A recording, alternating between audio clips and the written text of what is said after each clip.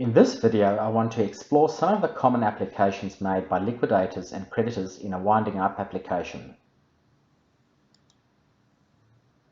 The applications can be broadly grouped into two types of applications, where the first is those that involve the exercise of judicial supervision, such as, for instance, if a liquidator wants to compromise a debt that is greater than $100,000 or enter into a litigation funding agreement.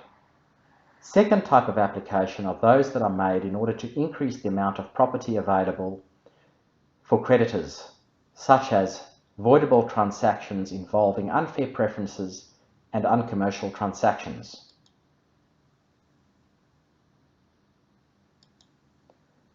These applications need to be made within the permissible period known as the voidable transaction period. For an unfair preference, the period is 6 months prior to the relation back day, and for uncommercial transactions, it is 2 years before the relation back day, assuming that it is made between unrelated parties.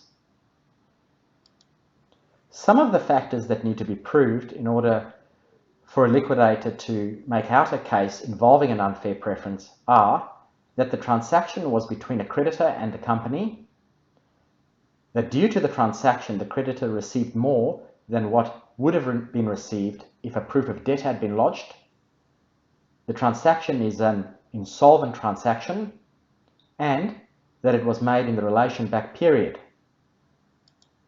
For uncommercial transactions, the liquidator would need to prove that it was an uncommercial transaction, it is an insolvent transaction, and was made in the relation back period.